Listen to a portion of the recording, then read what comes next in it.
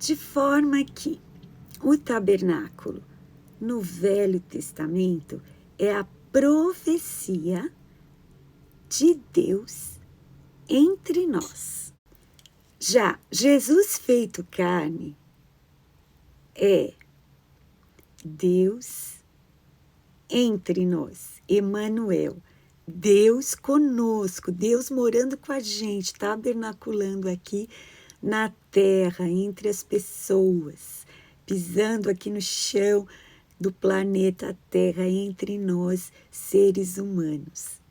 Emanuel, né? Como é o nome que Jesus é chamado, Deus conosco. E o Novo Testamento? O Novo Testamento é Deus habitando em nós. Nós sendo o templo, o tabernáculo, nós sendo a casa de Deus, através do seu Espírito Santo.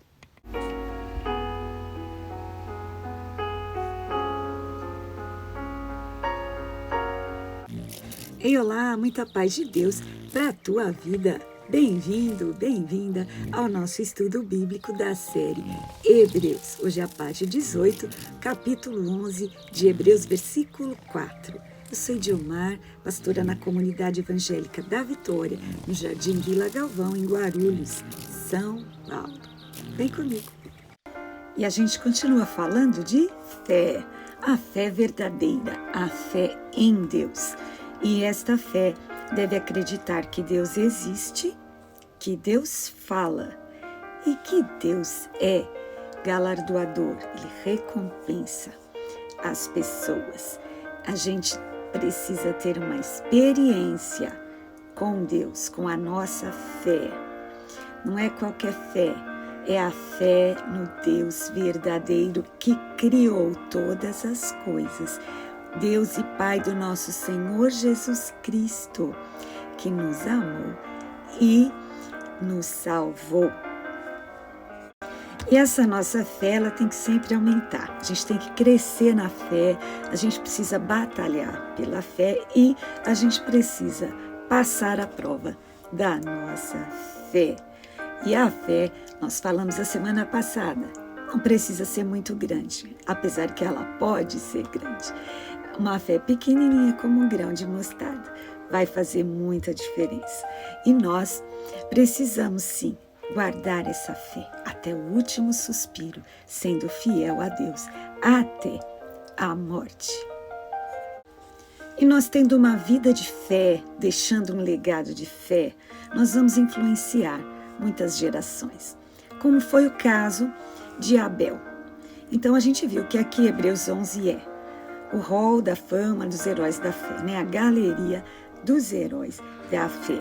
Mas nós, eu e você também, precisamos ser heróis e heroínas da fé em Deus, passando por dificuldades e guardando a fé, vencendo situações difíceis pela fé. E nós vamos aprender com os nossos queridos do Antigo Testamento, de tempos antigos, que deixaram esse legado de fé. E lá no começo da palavra de Deus, existia um homem. O nome dele é Abel. Ele está citado na Bíblia, Gênesis 4. E ele tinha um irmão. O irmão dele se chamava Caim. E aqui essa lista, né, essa galeria de heróis da fé, esse capítulo de Hebreus 11, ele é o primeiro nome a ser citado, né? Talvez está citando primeiro Abel porque é o mais antigo. Porém, Abel, se você olhar a vida dele, você lê aqui na palavra de Deus, lá em Gênesis, você vai pensar que foi uma vida injustiçada. Ele fez algo bom e foi assassinado pelo próprio irmão. Ele não fez nada de mal para o irmão. E, aparentemente, a pessoa que vê essa história da vida desse homem pode pensar, nossa, esse homem só fez coisas bem boas, aceitáveis a Deus. Por que aconteceu essa tragédia na vida dele? Então, aos olhos humanos, o que é algo muito negativo, muito chocante, muito injusto, Deus tem os seus motivos e os seus propósitos. Muitas pessoas perguntam por que Deus permite uma coisa acontecer, outra coisa acontecer com pessoas tão boas. Por que o mal acontece com pessoas boas? E, na verdade, aquilo que é mal aos olhos dos homens pode se transformar num grande bem. E Deus sabe de coisas que nós não sabemos. Nosso entendimento é pequeno. Então Deus permite determinadas situações na vida das pessoas. Mas sem dúvida, aquilo que é o bom, a parte boa da vida da pessoa é que prevalece, é que vai ter uma recompensa da parte de Deus. E é que vai fazer a diferença e a inspiração na vida de tantas pessoas. Vale sim a pena ser uma pessoa boa. Vale sim a pena ter fé em Deus e fazer o que o Senhor quer que a gente faça.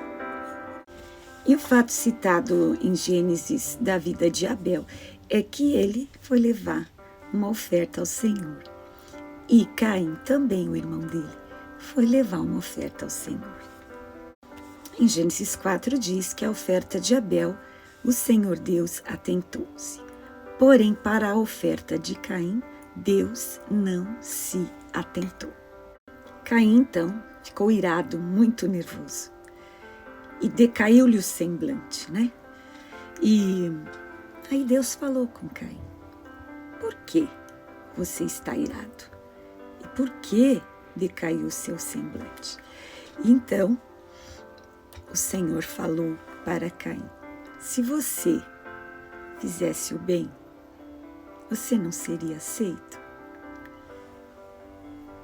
Se não fizeres bem, o pecado jaz à porta. Então, aqui diz que Deus falou com Caim antes dele cometer o assassinato. E aí aconteceu que os dois estavam no campo e Caim falou com Abel e o matou. Matou o próprio irmão. E Deus falou de novo com Caim.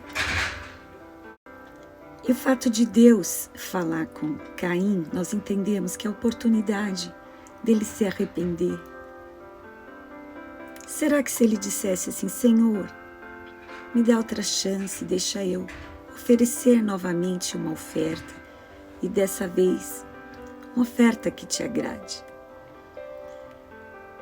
E o Senhor Deus é tão misericordioso que Ele dá chance para nós. E depois Deus falou com Caim novamente. E ele estaria sendo então amaldiçoado. E o sangue de Abel estaria clamando. Então a gente viu que a vida deste homem Abel, embora foi curtada essa vida que ele tinha, ele agradou ao Senhor. Ele fez a oferta que o Senhor se agradou. Então a gente, na nossa vida, muitas vezes não sabemos o que vai acontecer. Se vai ser justiça ou injustiça, as pessoas vão nos tratar com amor ou tratar com ira. Mas Abel, no tempo que Deus deu de vida para ele fez a melhor oferta. Então que a gente, no nosso coração, possa dar ao Senhor sempre o nosso melhor, aquilo que é a vontade dele, que o agrade. A oferta de Abel foi pela fé. Então todos os nossos atos, eles têm que ser cheios de fé. Nós temos que ter fé no nosso coração. E a vida de Abel impactou muitas pessoas, e olha, até o apóstolo João escreveu nas suas cartas sobre a vida de Abel, em 1 João 3, 11 e 12. Vê comigo o que está escrito assim. No versículo 10, vou voltar um pouquinho, o versículo 10 de 1 João 3 fala assim: isso é manifestado os filhos de Deus e os filhos do diabo. Qualquer que não pratica a justiça e não ama a seu irmão, não é de Deus. Veja que o amor que as pessoas demonstram vão identificá-los. E nem todo mundo é filho de Deus. Essa verdade está aqui na palavra. Uns são os filhos do diabo, que é o opositor a Deus e a sua palavra e a todos nós, né? Então, João, ele retoma essa mensagem que é ouvida desde o princípio, e ele dá, então, no versículo 11, o exemplo de um irmão amável que amou a Deus e amou seu irmão, e de outro que não amou. Então ele diz assim: amemos uns aos outros, não como Caim. Então Caim ficou marcado como um exemplo de como não ser, e Abel de como se fazer, né? Não como Caim, que era do maligno, olha só, e matou seu irmão. E por que matou o irmão? Porque Caim fazia coisas más e Abel fazia coisas justas. E às vezes o próprio fato de você fazer o que é certo vai levantar a ira de pessoas, quem sabe até da sua própria família. Mas isso não é motivo para você desistir. Não é motivo para você se achar injustiçada. Pelo contrário, aquele que pratica a justiça é filho de Deus. E Deus está cuidando e vai galardoar, ele vai recompensar a todos. E sobre as ofertas? A oferta que agrada a Deus, né? 1 Samuel 15, 22 fala assim, né? Que a obediência é melhor que o sacrifício. Então, a obediência a Deus é contada como positivo diante de qualquer coisa que a gente faça. Em primeiro lugar, a gente precisa amar a Deus, obedecer a Deus. E ainda sobre as ofertas, sobre aquilo que as pessoas fazem para Deus, sobre uma doação que você faz, algo que você ajuda na igreja, um trabalho que você faz voluntário para Deus, uma música, qualquer coisa que se faça para Deus, para a igreja de Deus, para o bem da obra de Deus. O Senhor fala em Oséias 6,6. A primeira coisa, mais uma vez, é que a sua vida seja uma vida de amor a Deus, de obediência a Deus. Isso agrada ao Senhor, né? Porque é como diz até muitas pessoas em ditados populares, que adianta ir na igreja e fazer tudo errado, tudo contrário, que é a base da palavra de Deus, a Bíblia, que é o guia, que é o livro que nos diz o que a gente deve fazer ou não. Claro, sempre na iluminação e na guia do Santo Espírito de Deus. E Miqueias 6, 7 e 8 mais uma vez reforça que o Senhor olha para o coração quando ele é obediente, quando ele é fiel a Deus, quando pratica o que é justo, pratica a justiça, não coloca fardo nas pessoas. Quando, como Jesus falou, né, fazer ao outro, ao próximo, aquilo que você quer que façam para você. Então, naturalmente, vem a pergunta na mente das pessoas: como eu vou fazer uma oferta agradável ao Senhor? Oferecer a si mesmo como oferta agradável a Deus é o que o Senhor fala em Romanos 12. Oferecer os vossos corpos como sacrifício vivo, santo e agradável a Deus. Lembrando de ser obediente a Deus, Claro, todos erram, em algum momento se arrependa, peça perdão quando errar, né? Se possível, repare o seu erro. Claro, as consequências ficam dos nossos erros, mas a gente pede perdão, pede que o Senhor nos limpe, nos purifique, nos justifique e não olha mais para o pecado, não repita o pecado como Jesus falou para aquela mulher adúltera. Nem eu te condeno, vai, mas ele falou, vai, mas não peca mais. Não volta a adulterar, né? Tem uma vida de obediência. Portanto, quando o Senhor olhar para o nosso coração, Ele vai ver que nós temos o desejo de obedecê-lo, de ser fiel, de praticar o que é bom.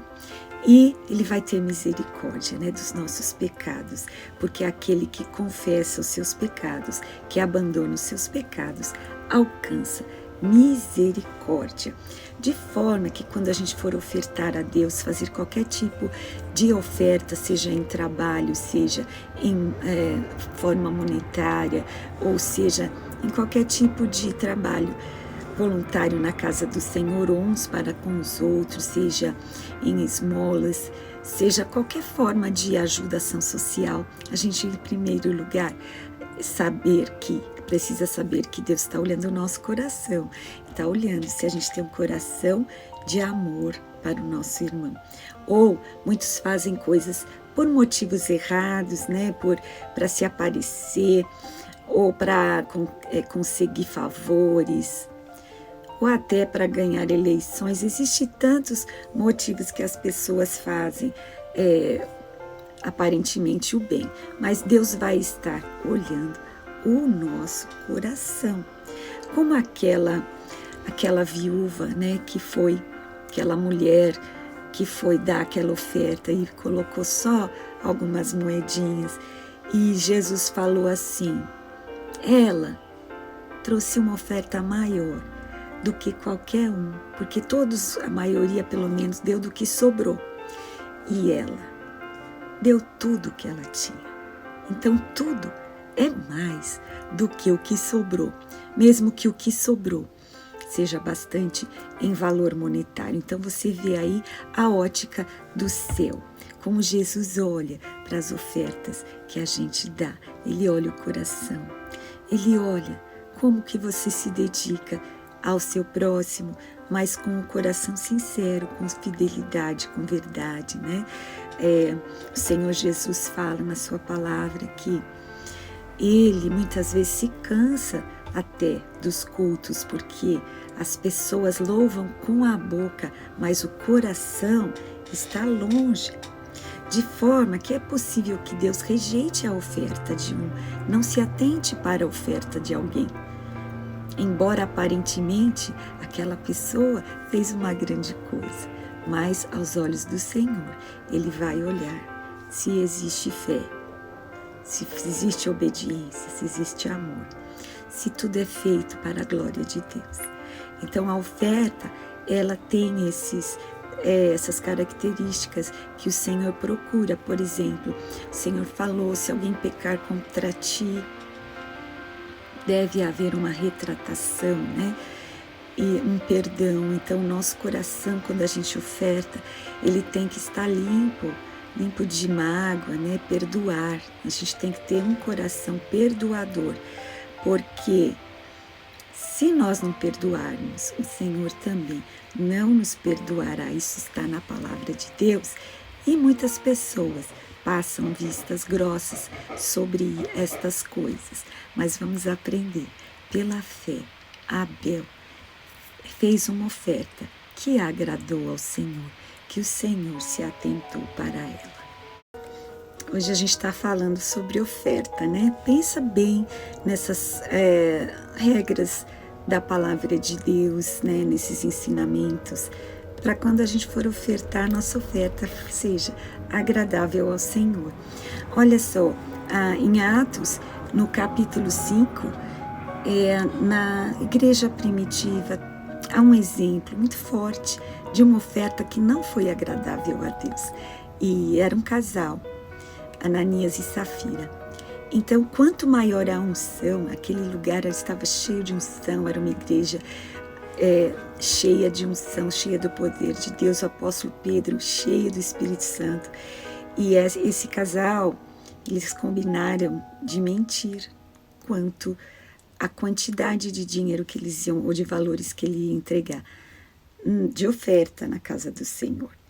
E Deus mostrou isso, revelou para o apóstolo Pedro e deu uma chance para eles, né? Ele fez uma pergunta, né? Por que encheu Satanás o seu coração? Olha isso. Eles iam dar uma oferta e o diabo falou, né, na cabeça deles e eles no coração, né, para eles ficarem com parte daquilo. A pessoa não é obrigada a dar uma quantidade, né, mas se a pessoa disse que dá, está falando que vai dar, e não dá e mente, ela não é obrigada a dar oferta, mas a oferta é sagrada, é santa e ela passa, sim, pela peneira, né? Pela prova de controle de qualidade do céu. Então, ali, eles mentiram. Por isso, a gente tem que fazer a oferta com verdade, com amor, né? Dentro, falando a verdade. Como que vai mentir? Dizendo que vai dar uma quantia, quando na verdade os dois combinaram, uma mentira ainda combinada. E como era grande a unção, o juízo foi grande e essas pessoas caíram mortas ali na igreja. E aquilo causou assim, um espanto, um temor para toda a congregação. Veja então a importância de se falar a verdade, de levar a sério as coisas de Deus, de quando falar algo para Deus cumprir e não mentir, principalmente nas coisas de Deus. Que Deus nos livre de fazer qualquer oferta que desagrade ao Senhor. E essa Ananias e Safira ficaram então como exemplo também de como não fazer uma oferta. E ainda sobre oferta na casa do Senhor, né, em Malaquias capítulo 1, no versículo 8 e 9, você vai ver como Deus fala sobre as ofertas daquelas pessoas. Estavam levando qualquer tipo de oferta. Levavam então, no caso, né, a época eram ofertas de sacrifícios de animais, e aí o Senhor falou, levavam animais cegos, aleijados, doentes, qualquer coisa. Tem gente que pensa que pode levar qualquer oferta, de qualquer jeito, que Deus, tudo bem. E ainda acha que está fazendo uma grande coisa. E a pessoa não tem noção que Deus é o Todo-Poderoso, o Rei dos Reis. Então, em Malaquias 1, Deus fala assim, leva isso de presente para o seu governador. Vê o que ele fala. Leva isso para alguma autoridade. E, às vezes, as pessoas têm em casa uma mesa velha, um exemplo. Vou dar na igreja. Porque você ia jogar fora, não sabe o que fazer com aquilo, ninguém vai querer comprar. E a pessoa... Então leva para a igreja, lá eles vão aproveitar. Não estou dizendo que você não possa dar algo para a igreja, que você queira doar. Mas o que está no seu coração é dar o melhor para Deus. Esse é o melhor que você pode ofertar na casa de Deus. A casa de Deus não é depósito de lixo. A casa de Deus, a igreja, é local de oração. É um local onde as pessoas se reúnem, se congregam para glorificar o nome do Senhor, para aprender de Deus. E quando você leva uma oferta, o Senhor Deus está ali olhando se vai aceitar ou não. Então a oferta, muitas pessoas pensam que oferta é qualquer coisa. Oferta é o nosso melhor. Aquilo que você faz com amor, com obediência, com verdade, com o coração perdoador, pedindo perdão e perdoando. porque a gente quer que as ofertas, as doações, o nosso trabalho voluntário na casa de Deus seja agradável ao Senhor. E Ele está olhando. Ele olhou a oferta de Ananias e Safira, assim como Ele olhou a oferta da viúva, que não foi pelo valor alto, mas pelo seu coração obediente de dar o seu melhor para Deus. Então a nossa oferta vai ser avaliada pelo Senhor. Sempre que a gente levar uma oferta no altar, a gente deve levar o melhor. Eu sempre lembro uma senhora na nossa igreja, que ela olhava as notas mais bonitas, as que não eram rasgadas. Ela se preocupava em levar a melhor nota para Deus, na casa do Senhor, em oferta, em dízimo. E ela sempre, com fidelidade, com amor, ela se preocupava em abençoar as pessoas e abençoar a casa de Deus. E ela deu um testemunho que ela ganhou um apartamento. E ela estava tão feliz. E nós pudemos com ela se alegrar e perceber que ela sempre quis dar o melhor para Deus. E Deus recompensou, abençoando a vida dela com aquele apartamento, né, irmã Lourdes? E ela deu testemunho na casa do Senhor. Então, quando você dá uma oferta na casa de Deus, pensa na oferta, se é o seu melhor. E se você não pode ainda dar uma oferta, peça para Deus preparar uma estratégia, um emprego, algo que você vai poder ser abençoado. E lembre-se de abençoar a casa do Senhor, abençoar o seu próximo, e Deus vai te abençoar. Amém, Jesus. E Abel deu sua melhor oferta, né? Mas não pensa assim, não. E olha o que ele ganhou. Não, você não viu o que ele ganhou. Você não viu. Nem olhos viram, nem ouvidos ouviram o que Deus tem preparado para aqueles que o amam. Pense nessas coisas. Até a semana que vem. Nós vamos continuar falando de fé.